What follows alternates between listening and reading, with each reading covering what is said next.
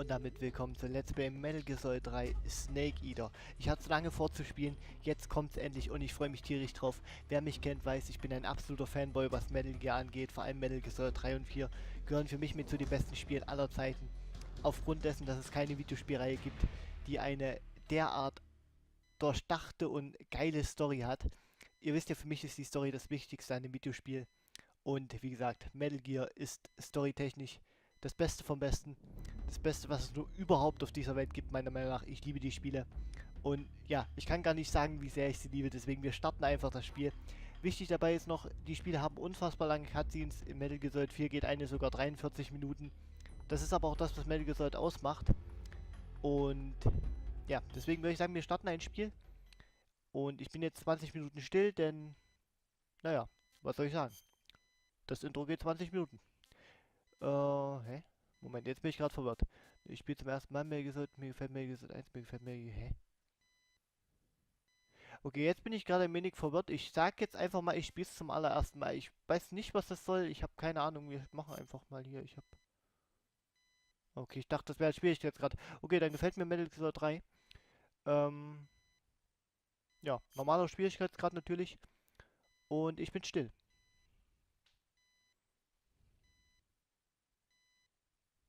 After the end of World War II, the world was split into two, East and West. This marked the beginning of the era called the Cold War.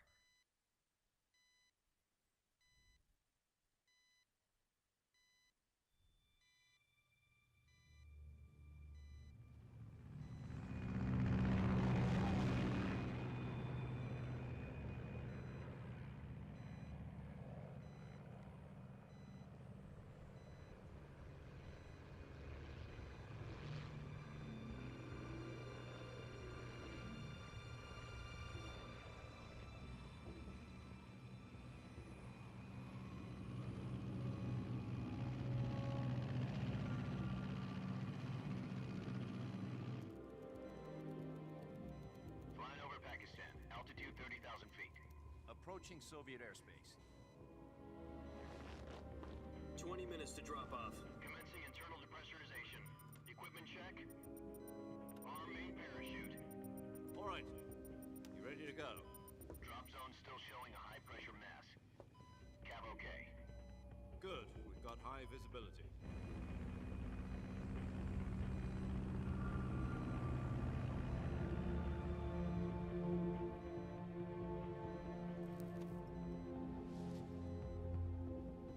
Put out that cigar. Connecting oxygen hose to interior connector. Put on your mask.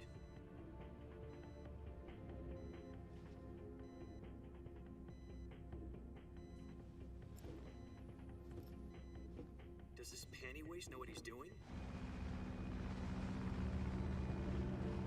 Approaching release point.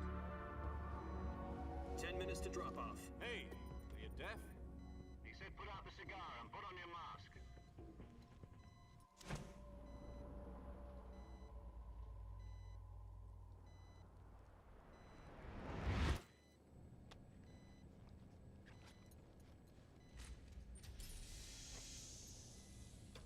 Depressurization complete.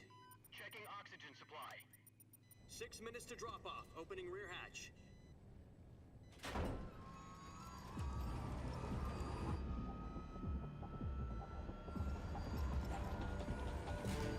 Sunrise.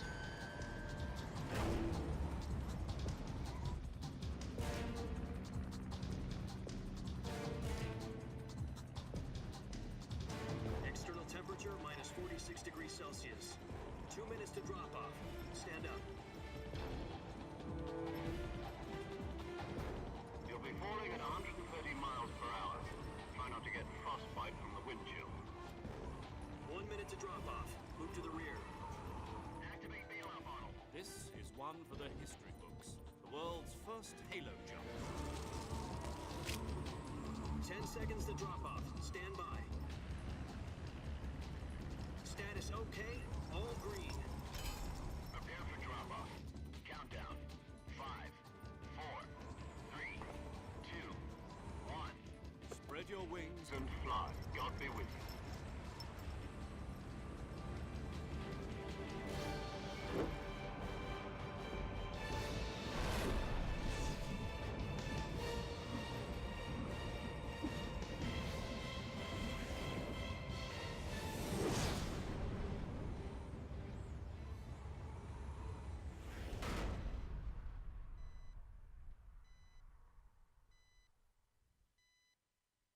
Jack, I've got some important news. The head of the CIA has finally given us the green light for the Virtuous mission. Virtual mission? No, the Virtuous mission. The future of our Fox unit depends on it. If it succeeds, we'll be officially organized into a unit. Virtuous mission? Sounds like some kind of initiation ritual. You know, don't get cocky. This isn't a training op. Right. So what exactly is this wonderful mission? Well, about 2 years ago, a certain Soviet scientist requested asylum in the West through one of our moles. His name is Nikolai Stepanovich Sokolov. He's head of the OKB 754 Design Bureau, one of the Soviets' top-secret weapon research facilities, and the East's foremost expert on weapons development. Sokolov? Isn't he that famous rocket scientist? The very same. On April the 12th, 1961, the Soviets achieved the first manned spaceflight in history. The Earth was blue, but there was no God. Well spoken. The rocket that carried Yuri Gagarin to orbit was the A-1, known as the Vostok rocket. Sokolov is said to be the man most responsible for the multi-engine cluster used in that rocket. After Gagarin's flight, Sokolov left rocket development to become the head of the newly established Design Bureau. From a lowly technician to head of a design bureau, that's quite a success story. So why do you want to defect? It seems he'd become afraid of his own creations. Afraid? Call it a crisis of conscience. And for that, he left his country and his family behind and went over the fence? Not exactly. One of his conditions was that his family was also to be taken safely to the west. We used a mole to get the family out first and succeeded in sneaking Sokolov over the Berlin Wall shortly afterwards. I was the one who conducted the operation. The security on the eastern side was still full of holes back then. Then what? We got Sokolov over in one piece, but the whole ordeal had left him exhausted, and we checked him into a hospital in West Berlin. It took him 2 weeks and more than 600 miles to get from the research facility in the Soviet Union to Berlin. He was in no condition to say anything coherent.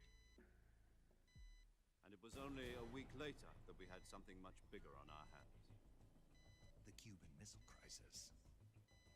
October the 16th, 1962, President Kennedy received word that the Soviets were in the process of deploying intermediate-range ballistic missiles in Cuba. The President demanded that the Soviets dismantle and remove the missiles. At the same time, he announced a naval blockade to prevent further missile shipments from reaching Cuba. But the Soviets didn't back down, instead placing their armed forces on secondary alert. Soviet transport ships carrying missiles continued on course towards Cuba. US and Soviet forces went on alert for an all-out nuclear war. Frantic negotiations were conducted through the UN's Emergency Security Council and unofficial channels to end the hair-trigger standoff. Finally, on October the 28th, the Soviet Union agreed to remove its missiles from Cuba. And so the world avoided a nuclear holocaust. But in order to get the Soviets to pull their missiles out, we had to make a deal. You mean the one where the US agreed to remove its IRBMs from Turkey? No. The Jupiter IRBMs deployed in Turkey were obsolete, and we were going to get rid of them anyway. They had no strategic value whatsoever to either the US or the Russians. The Turkey deal was a ruse, a cover story that was fed to the other intelligence agencies around the world. So what did the Russians really want? Sokolov. They wanted us to return Sokolov. You mean the Soviets pulled out of Cuba just to get their hands on Sokolov? That's right. What the hell was he working on? At the time, we had no idea. We were running out of time. It was either give up Sokolov or risk full-scale nuclear war. In the end, we had no choice. President Kennedy gave in to Khrushchev's demand. The next day, I got Sokolov out of the hospital, handing him over to agents on the eastern side. Sokolov kept on screaming, "Save me," until he disappeared from my sight. Then, a month ago, we received some new information from one of our moles. About Sokolov? Yes. He was taken back to the research facility and forced to continue working on the weapon in question under KGB supervision. What's more, it's on the verge of completion. So what kind of weapon is it? Something to do with space rockets? No, missiles. Same technology.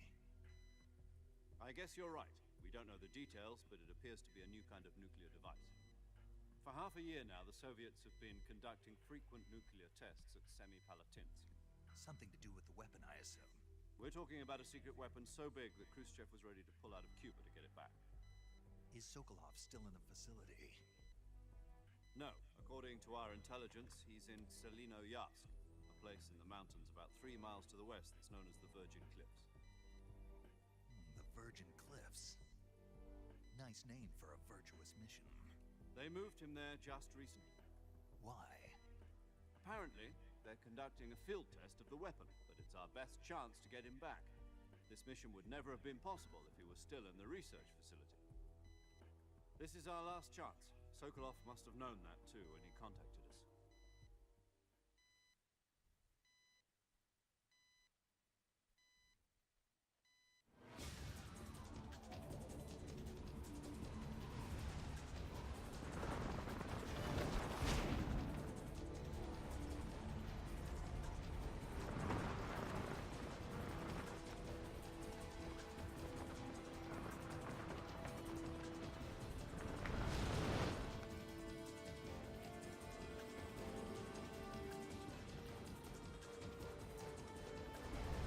Listen up, Jack. Your mission is to infiltrate Selino-Yarsk in the Soviet mountains, ensure the safety of Sokolov, and bring him back to the West.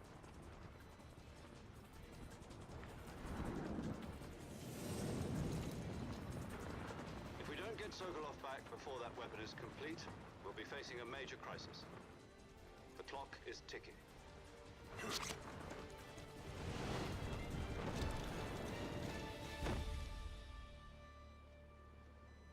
Once we've confirmed the rescue of Sokolov, stand by at the recovery point. A recovery balloon will be dropped at that point. Helium will be pumped into the balloon to inflate it. The process takes about 20 minutes. Once it's complete, the gunship's arm will latch onto the balloon and pull it up. The Fulton surface-to-air recovery system. I'm familiar with the theory. Take it easy. It's been combat proven.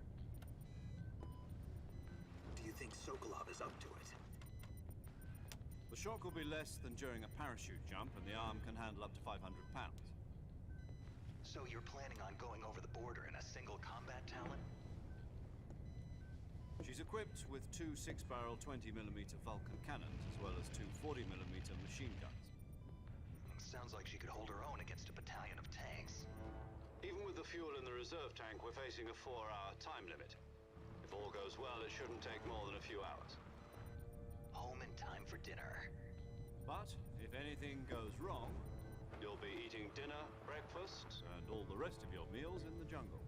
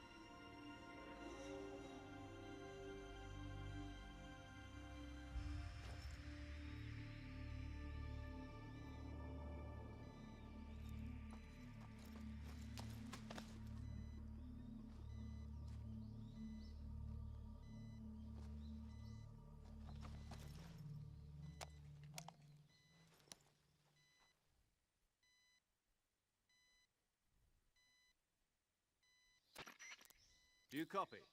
You're already in enemy territory, and somebody might be listening in. From here on out, we'll be using code names to refer to each other. Your codename for this mission will be Naked Snake. I'll be referring to you as Snake from now on. You're not to mention your real name. Snake? What, you don't like snakes? What do you mean? You've eaten one before, haven't you? In survival training? I'm glad to hear that. I don't know if I'd ever order one in a restaurant, but... Be careful, you might not have a choice. What about you, Major? What should I call you? Let's see. I'll be Tom. Call me Major Tom. This will be a sneaking mission. You must not be seen by the enemy. You must leave no trace of your presence. Is that clear? This kind of infiltration is the Fox unit's speciality. In other words, weapons and equipment are procured on site. That goes for food as well. You're completely naked, just as your name implies. Great. Now I see why you asked me if I like snakes. I suppose calling me Snake was your idea of a joke, too. No. There's a good reason for that. I'll tell you later when the time is right. Gotcha. Getting back to the subject, how exactly am I supposed to feed myself? You've been issued a knife and a tranquilizer gun. Use them to hunt for food. You'll also find some medical supplies in your backpack. Yeah, about the backpack. I lost it in a tree on the way down. I see. Well, you'd better go back and get it then. You know where it is? No problem. I can see it from here. It's stuck on a branch. To climb a tree, stand in front of a tree that's covered in ivy and press the action button. I'll be monitoring your progress over the radio. We can't risk violating Soviet airspace, but I'll be in the gunship. My frequency is 140.85.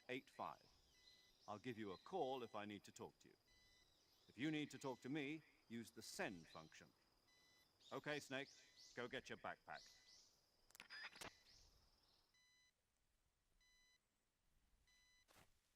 Und damit sind wir im Spiel angekommen und ich denke, ihr wisst jetzt schon, was ich mit lange Cutscenes meine. Allerdings war das noch eine relativ harmlose. Wie gesagt, in Metal Gear Solid 4 sind die noch dreimal länger, da geht eine 40 Minuten. Und naja, es gibt zwar Gameplay in Metal Gear, aber generell ist das Ganze eher wie eine Art Film aufgebaut. Also das Herzstück von Metal Gear sind halt wirklich die Cutscenes mit dieser extrem geilen Story, der Inszenierung, der Musik und was es halt noch so alles gibt. Die Story ist extrem komplex von Metal Gear, deswegen wundert euch nicht, wenn ihr mal nichts versteht. Das ging mir beim ersten Spielen auch so. Das geht jedem so, wer Metal Gear spielt. Die Story ist eine der komplexesten aller Zeiten. Deswegen, wie gesagt, wenn ihr irgendwas nicht versteht, das ist vollkommen normal. Ihr seid nicht zu blöd dazu, es ist vollkommen normal. So, jetzt muss ich hier irgendwie durchgehen. Wie gesagt, es gibt zwar Gameplay in Metal Gear, allerdings ist das nicht sehr viel. Und das Gameplay an sich ist auch das größte Problem bei Metal Gear. Denn, na, könntest du? Hallo, könntest du aufstehen? Jetzt geht doch. Denn das Gameplay ist beschissen. Und desto weiter man in Metal Gear zurückgeht, desto beschissener ist das Gameplay. Hier in Metal Gear Solid 3 geht es einigermaßen. Ab Metal Gear Solid 4 ist es sogar erträglich. Aber davor Metal Gear Solid 1 und vor allem auch Metal Gear Solid 2 ist unerträglich zu spielen. Das hasst so ziemlich jeder. Also wie gesagt, das Gameplay an sich ist eigentlich das größte Problem bei diesem Spiel. Wenn das nicht wäre, wäre das Ganze toll, aber... wunderbar. Ich denke, ich krieg's hin, aber es wird schwierig. Es wird Fails geben, das kann ich jetzt schon ankündigen und wir kriegen einen Anruf. Und ich muss schon wieder still sein. I see you've retrieved your backpack, Snake. To equip a weapon, it's necessary to take it out of your backpack. In the survival viewer, choose Weapon from the backpack. Your available weapons will be displayed in a window in the upper left.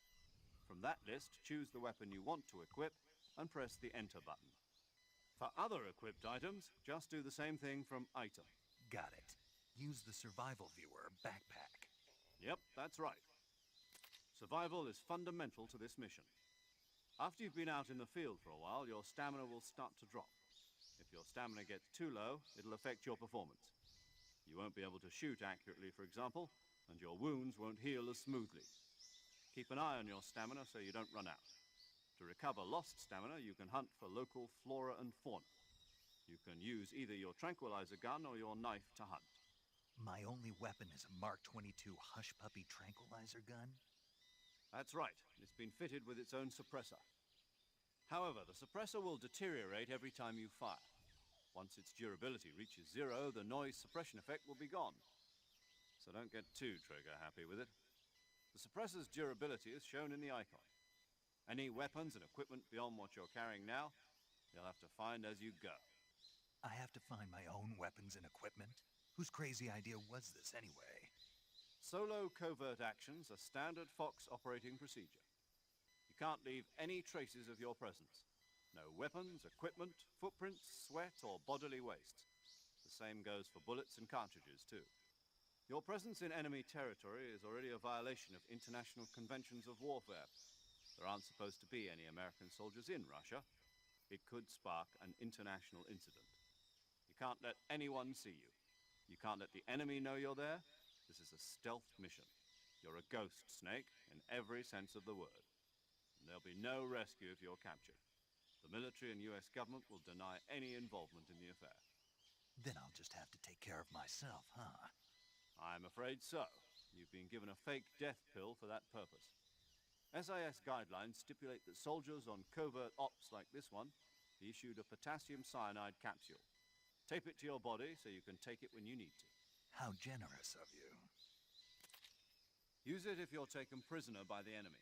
It'll send you into a state of false death for a short time. Fooling them into thinking that I'm really dead. So how do I come back to life? Just take the revival pill. You mean that thing they put in my tooth before the mission? That's the one. But be careful. If you remain in a state of false death for too long, nothing will be able to bring you back. Remember that. I'll keep it in mind. You said this was a solo mission, right? Right. I guess that means I can't count on any reinforcements. Correct. The mission rests entirely in your hands. A real one-man army. Relax. There's a support team ready to back you up over the radio. Who? I'll introduce them to you. This time, survival is of utmost importance.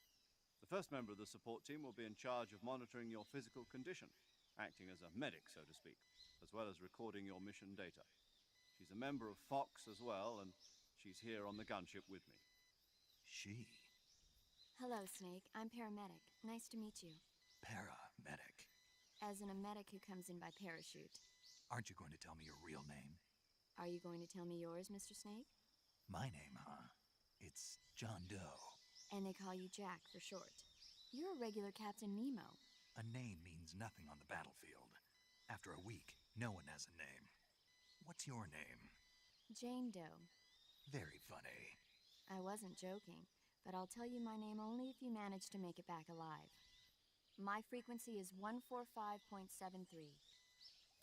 She's also in charge of recording your mission data. Whenever you want to save, send a message over the reserved save frequency, 140.96.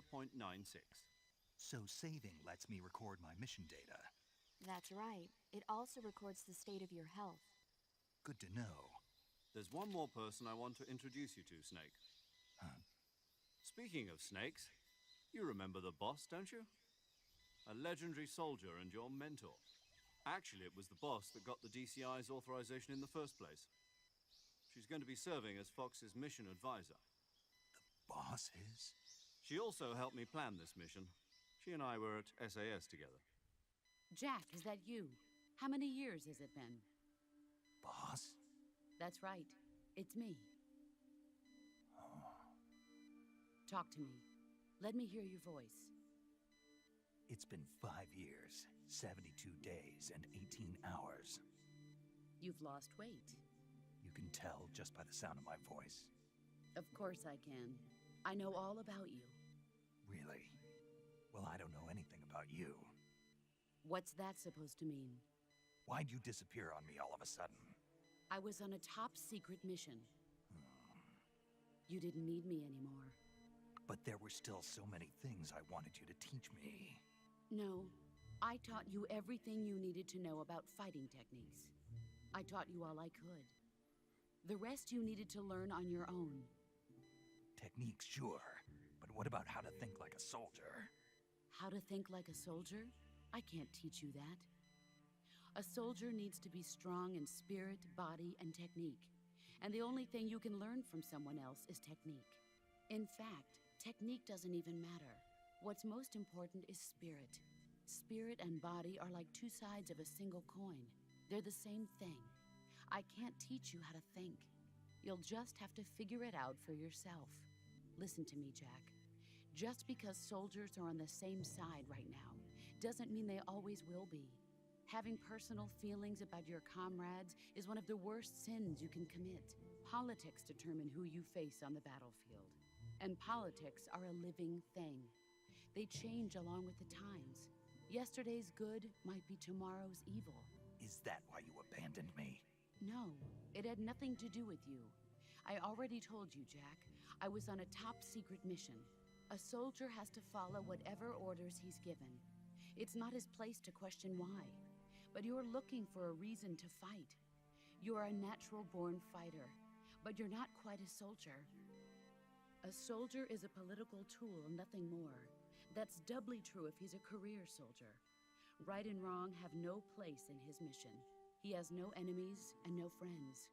Only the mission. You follow the orders you're given. That's what being a soldier is. I do whatever I have to get the job done. I don't think about politics. That's not the same thing. Sooner or later, your conscience is going to bother you. In the end, you have to choose whether you're going to live as a soldier or just another man with a gun. There's a saying in the Orient, loyalty to the end. Do you know what it means? Being patriotic. It means devoting yourself to your country. I follow the president and the top brass. I'm ready to die for them if necessary. The president and the top brass won't be there forever. Once their terms are up, others will take their place. I follow the will of the leader, no matter who's in charge. People aren't the ones who dictate the missions. Then who does? The times. People's values change over time, and so do the leaders of a country. So there's no such thing as an enemy in absolute terms. The enemies we fight are only enemies in relative terms, constantly changing with the times. As long as we have loyalty to the end, there's no point in believing in anything, even in those we love. And that's the way a soldier's supposed to think? The only thing we can believe in with absolute certainty is the mission, Jack. All right, but do me a favor. What is it? Call me Snake. Snake. Oh, right. Your codename is Snake. It suits you well. That's right. The legendary unit that the boss put together during World War II was a snake. The Cobra unit. A group of heroes that brought the war to an end and saved the world. As long as you've got a legendary hero backing you up, you'll be fine. Isn't that right, Snake? Yeah. I can't think of anyone else I'd rather have with me. Oh, and one more thing, boss. Yes? It's good to hear your voice again. Same here. After all, who knows if either of us will make it out alive? Snake, you are always best at urban warfare and infiltrating buildings. But this is the jungle. Survival is going to be key. Those CQC techniques I taught you are sure to come in handy. CQC? Close quarters combat, huh? I've been in the Green Berets for the past few years. I'm probably pretty rusty. Not to worry. I'll be here to help you remember. After all, this is your first actual survival mission. I'll be supporting you over the radio. Where are you, boss? Next to the Major? The boss is communicating with us by radio from aboard a Permit-class submarine in the Arctic Ocean. My frequency is 141.80. Call me if you need my advice on battle techniques. Gotcha. Your mission is to retrieve Dr. Sokolov. Dr. Sokolov is being held in an abandoned factory located to the north of your current position. Avoid heavy combat and don't let anyone see you. Don't forget that this is a stealth mission.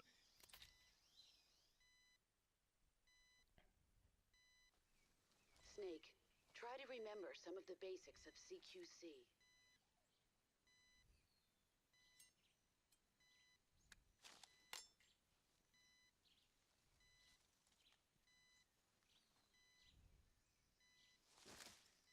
Commencing Virtuous mission now. Ach, wie ich diese ewig langen Gespräche und Sequenzen vermisst habe. Das ist schon geil. Ja, ich weiß, der erste Part war jetzt noch relativ, ja, langweilig in Anführungsstrichen, weil die halt nur gesprochen haben. Ab dem nächsten Part kann ich euch schon sagen, geht's dann richtig los. Dann kommen die richtigen Cutscenes. Das waren halt jetzt ja die ganze Zeit Funkgespräche. Aber natürlich werden die Funkgespräche nur zweitrangig sein. In erster Linie werden das ganze richtige Cutscenes sein. Und Leute, ich sag's euch nochmal, storytechnisch, inszenierungstechnisch, musikalisch, das Spiel ist auf einem vollkommen anderen Niveau als jedes andere Spiel. Ich hoffe, ihr bleibt dabei. Ich freue mich auf jeden Fall tierisch drauf, es endlich wieder spielen zu können. Ach übrigens, storytechnisch ist Metal Gear Solid 3 der erste Teil der Reihe, also er spielt zeitlich gesehen von den Metal Gear Solid Spielen als allererstes, deswegen keine Sorge. Ich habe nicht irgendwo mittendrin angefangen, sondern dass wir hier Metal Gear Solid 3 als allererstes spielen, hat schon seinen Grund. So, ich beende den Part jetzt hier an der Stelle. Beim nächsten Mal geht es dann richtig ab. Danke fürs Zuschauen, bis zum nächsten Mal. Ciao.